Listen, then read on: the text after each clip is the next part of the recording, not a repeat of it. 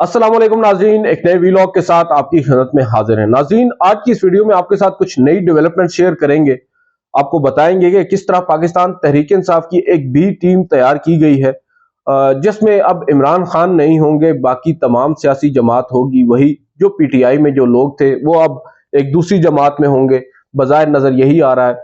और कुछ लोग जो पहले इमरान खान से नाराज हो गए थे और कुछ अब जो वन वे और दी अदर इमरान खान को छोड़ने पर मजबूर हो गए हैं, वो लोग भी अब शायद उस बी टीम का हिस्सा होंगे और इमरान खान उसको हेड नहीं करेंगे। कौन हेड करेगा ये आज मालूम होगा, लाहौर में मालूम होगा। एक अहम प्रेस कॉन्फ्रेंस होने जा रही है और बड़े ही अहम नाम जो है वो सामने आ सकते हैं। बड़े ही आप कह सकते हैं दावे किए जा रहे हैं, बड़े बड़े बुर्ज बताया जा रहा है कि उलट गए हैं। और बड़ी इंपॉर्टेंट और सिग्निफिकेंट होगी ये प्रेस कॉन्फ्रेंस। आइंदा जो मुल्क की सियासत है वो किस डगर जाएगी, और जो पाकिस्तान के अंदर इस वक्त एक बहरान हमें नजर आता है सियासी, उस बहरान के अंदर ये जो प्रेस कॉन्फ्रेंस है इसका किरदार भी बड़ा अहम होगा। क्योंकि आइंदा आने वाले इंतखाबात अगर कभी होते हैं तो उस पर भी आपको अंदाजा हो जाएगा कि अब हालात किस तरफ जा रहे हैं। जो जहांगीर तरीन साहब हैं, इमरान खान के पुराने दोस्त, इमरान खान साहब ने उनको साइडलाइन किया। करप्शन के कुछ इल्जामात उनके ऊपर आए थे, शुगर कमीशन था जो भी। उसके बाद फिर जहांगीर तरीन साहब अलग हो गए। उन्होंने मुख्तलिफ कोशिशें की मगर वो गेम में वापस नहीं आ सके। जब इमरान खान साहब को घर भेज दिया गया, उनके खिलाफ वोट ऑफ नो कॉन्फिडेंस कामयाब हुआ। उस वोट ऑफ नो कॉन्फिडेंस को कामयाब करने में भी इमरान खान के ही अपने दोस्त जहांगीर तरीन और अलीम खान पेश पेश थे और उन्होंने अपना हिस्सा डाला और उसके बाद अपना हिस्सा शायद उन्होंने वसूल भी किया। अब सूरत हाल कुछ यूं है कि अब मालूम है सबको कि इमरान खान साहब is no more in the game और वो अब अनएक्सेप्टेबल है रियासत के लिए। अब वो काबिल कबूल नहीं है और उनका जो सियासी एक कद काठ है वो अपनी जगह कायम जरूर है, मगर उनके साथ जो लोग हैं उनको अब इमरान खान से जुदा कर दिया गया है। और अब इस ज़मन में जहांगीर तरीन साहब का किरदार बड़ा कलीदी है। वो उन तमाम लोगों को जो इमरान खान को छोड़कर जा रहे हैं उनको फोन्स कर रहे हैं, उनको अपने साथ मिला रहे हैं। और कुछ अरसा कबल हमने आपके साथ एक डिटेल शेयर की थी कि आसिफ अली जरदारी साहब ने उनको ऑफर किया है अपना जो ग्रुप है उसको पीपल्स पार्टी के अंदर मर्ज करने की, मगर उसको उन्होंने जो है उस वक्त तो डिक्लाइन नहीं किया। अब मालूम ये पड़ रहा है कि शायद उन्होंने माजरत कर ली है और अब वो अपनी एक सियासी जमात का ऐलान करने जा रहे हैं। उसका नाम क्या होगा सियासी जमात का वो भी आज मालूम होगा। चंद घंटों में एक अहम प्रेस कॉन्फ्रेंस वो करेंगे लाहौर में और बड़े अहम नाम आज उनके साथ मौजूद होंगे इस प्रेस कॉन्फ्रेंस में। आज कुछ हमें ये मालूम हुआ, आज रात को एक इशाइया था अलीम खान के घर पर और उस इशाइये के अंदर जहांगीर तरीन साहब शरीक थे और पाकिस्तान तहरीक इंसाफ के मुतअद्दिद रहनुमा जो अब पाकिस्तान तहरीक इंसाफ के नहीं हैं वो भी मौजूद थे।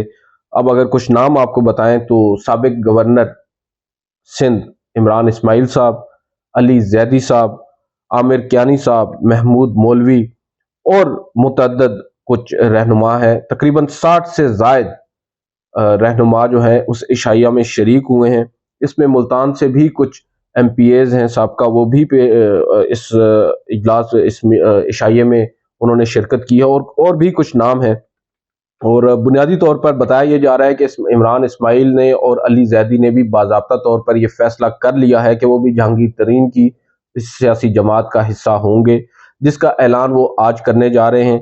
और क्योंकि इस इशाइये से कबल हमें मालूम हुआ कि जहांगीर तरीन साहब ने दोनों हजरात से इमरान इस्माइल और अली जैदी से फर्दन फर्दन टेलीफोन पर बात की और उनको दावत दी और उनको अपनी पार्टी में शामिल होने का कहा, जिसको बज़ाहिर नज़र ये आ रहा है कि उन्होंने एक्सेप्ट कर लिया है क्योंकि उसके बाद इशाइया में भी वो शिरकत की उन्होंने।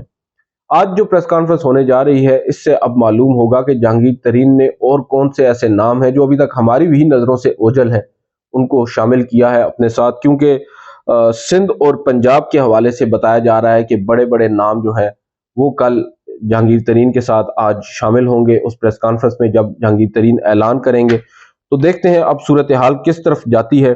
बज़ाहिर तो नज़र यही आ रहा है कि इमरान खान की जो एक सियासी جو ان کی ایک آپ کہہ سکتے ہیں جدوجہد تھی 26 سال پر محیط، وہ شاید اب اختتام کو پہنچی، یا اس کو ایک فل سٹاپ ریاست پاکستان نے لگا دیا ہے۔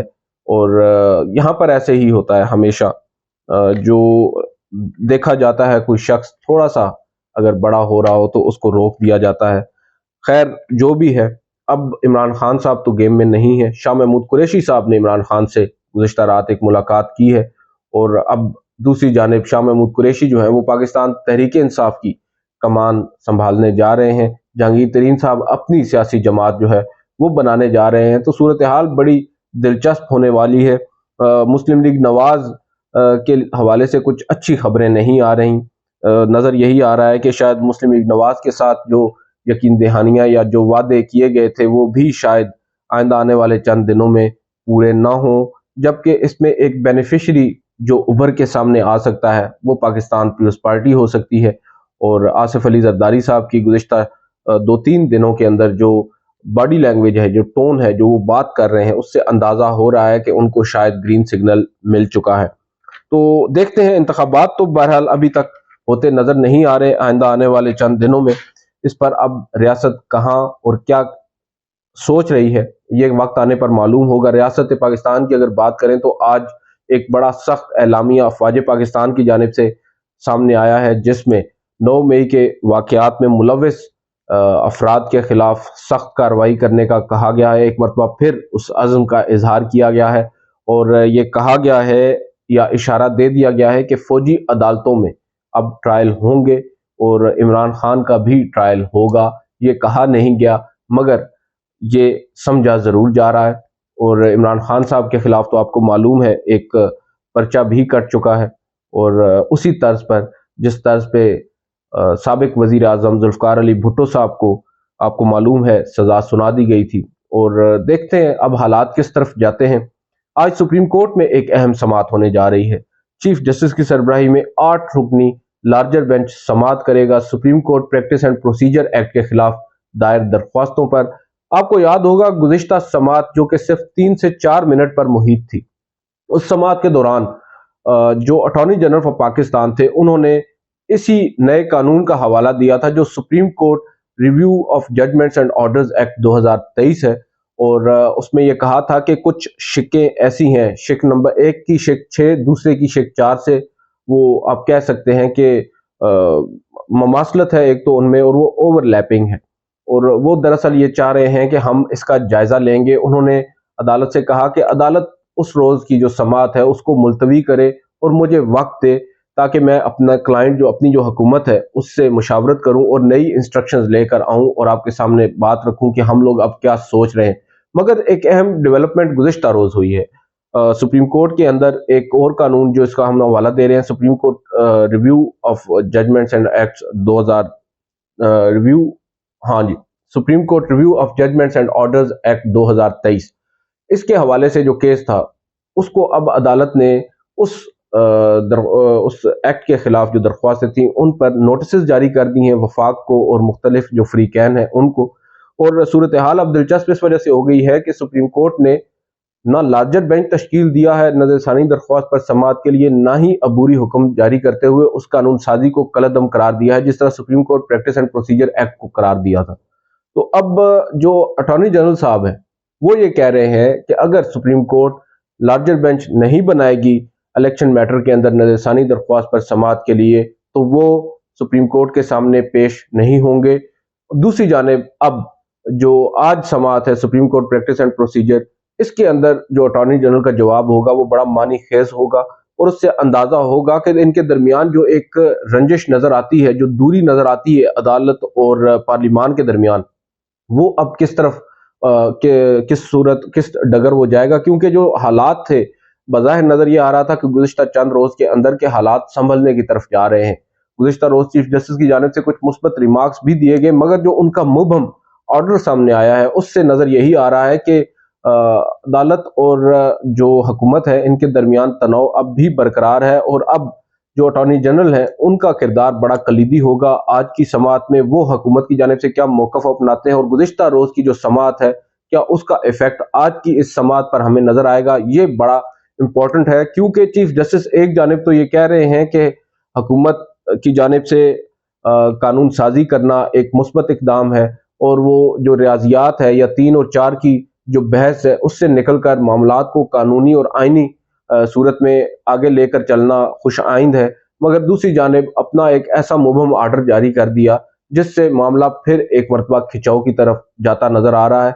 और अब अदालत की जानिब से एक तहरीरी हुक्मनामा जारी करना था जो कि अभी तक नहीं किया गया। एक तहरीरी हुक्मनामा गुज़िश्ता रोज की जो 1 रोज कबल की जो समाअत थी, आपको मालूम है ऑडियो लीक्स कमीशन के हवाले से, उसका भी जारी नहीं हुआ। और उसके बाद जो गुज़िश्ता रोज समाअत हुई है review of judgments order act की, उस पर भी हुक्मनामा अभी तक जारी नहीं हुआ। इस वजह से इबहम बढ़ता जा रहा है।